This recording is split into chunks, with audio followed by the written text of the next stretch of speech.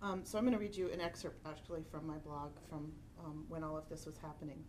The inky words swim before my filling eyes. My nerves are shot and frayed like a tiny jumble of thready copper wires on a blown electric socket. If you had metaphysical eyes, black ashes and smoke would have left a ghost flame on the wall behind me. I am losing my home. My kids are healthy. We have good schools. We have a car that works. We have food in the pantry, and we have water and heat and love still. We are going to be okay. I am losing my home. How long have I told myself that things were going to work out? How long have I clung to the fragile bubble of hope? If I lose my home, do I also lose my good schools, my warmth, and my pantry? Does it get so bad that thinking at least my kids aren't terminally ill is the best that I can come up with? Yeah, some days it does. Am I then taunting God to dig out the really big guns and just dump the rest of what's left in the bucket on me? Because at this point, if it's really going to suck more, can we please just get it over with? I'm not a victim. I'm not powerless. But damn it, none of this is my fault. I sound like a petulant child, but it's true. Everything I've had to live through in the last 3 years has been because of the choices of another. And now even my home is going to be taken from me. What am I supposed to do? What am I supposed to do? And how do I tell my children? How do I tell them without my anger and sadness spilling over? How do I do this? I am finally, utterly, and completely at a loss. Yesterday flattened me. Yesterday had me looking at the smoldering wreckage of the life I had planned for, the life I wanted, and the life holding the fragrant cedar chest of my hopes. And it forced me to see that it is gone. The house in which I had planned on raising my children, growing older and genteel, and becoming a grandmother, is now another casualty of agency and addiction. It hurts. I am grieving for these hopes, for the millions of futures I will no longer have. It feels like being kicked in the chest, and you curl up as the waves of icy hot pain radiate from your heart. You can't do a damn thing except wait for it to pass. But a strange thing happened. The worst has come to pass. I have lost my marriage. I have lost my best friend. I have lost the promises and hopes of a future I wished mightily to have. I lost a co-parent and love. I lost financial security, savings, retirement, my good credit, health insurance. I'm going to have to, through no fault of my own, let my home go as well. I find myself pulling my mid-30s with the future laying before me.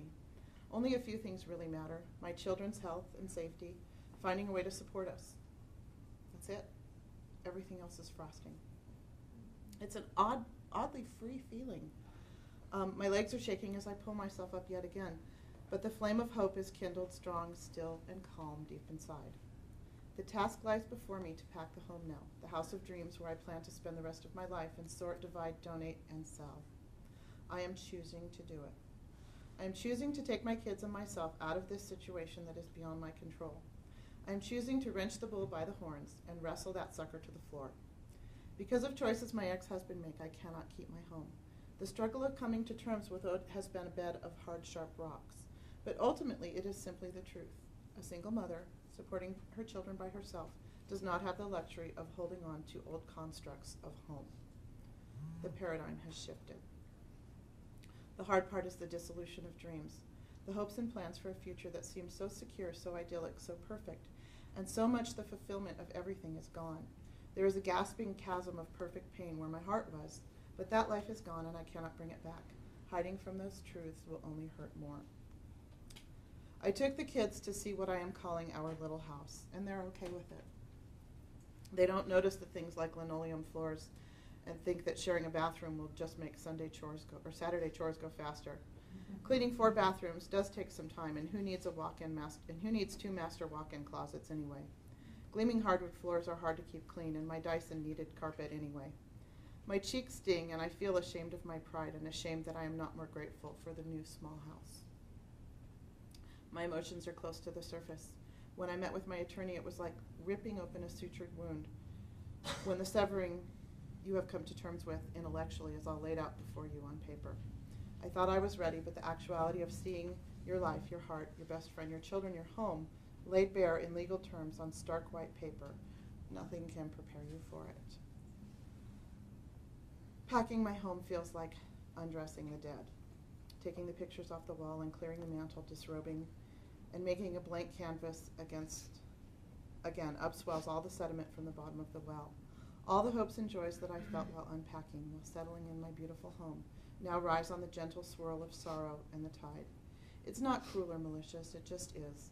It seems almost gently mindful of my sorrow as it swells up and breaks the surface of the water, to float away on the cool winter sunlight. Tears dry in tight trails on my cheeks, and time rolls on.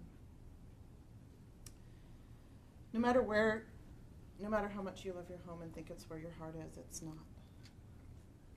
Your home is an empty shell, a vacant lot without those you love lighting its walls.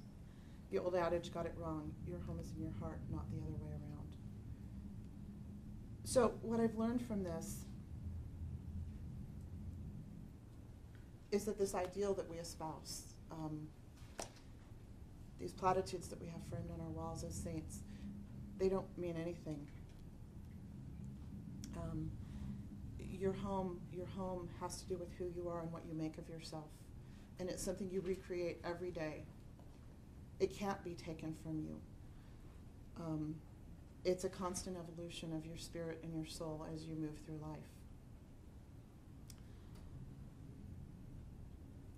A woman at church told me last week that she was complaining of her life, that she thought of me and realized how great her life was.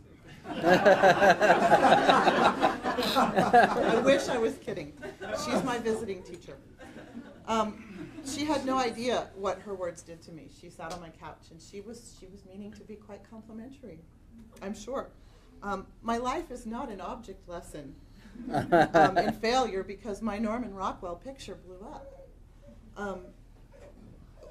What should be ridiculously obvious, but apparently is not, is that being a Mormon is not about what your family looks like or what circumstances this earthly life has placed in your path. Being a Mormon is about being a part of something that is indescribably beautiful. It is about a change in your heart and a change that may have taken you entirely by surprise. It may have been years in the making or it may have been sudden. Becoming a Latter-day Saint begins in a million different ways with a million different trajectories.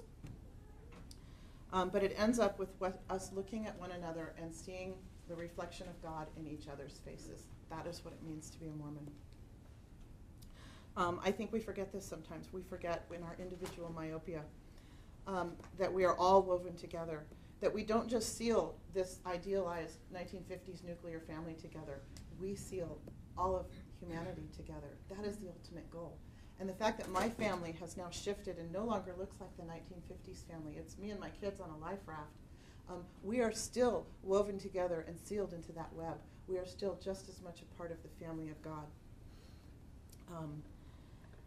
It is the utterly breathtaking goal of our faith to seal the family of humanity together forever, to progress and to learn and to be like God. For us, salvation is a collective communion. Home is not a place. Homemaking is not a destination. Home resides within us. In a perfect spirit where no one can take it away and no one can decoupage or cover it in chintz florals or frame it in clunky oak or brass. Home is that deep stirring of happiness that comes from knowing who you are and claiming yourself. The rest of it just falls by the wayside in the light of something so vast and awe-inspiring. I'm worthy in every way to claim my faith, no matter what my family looks like, and I choose to make it look. Home is right here.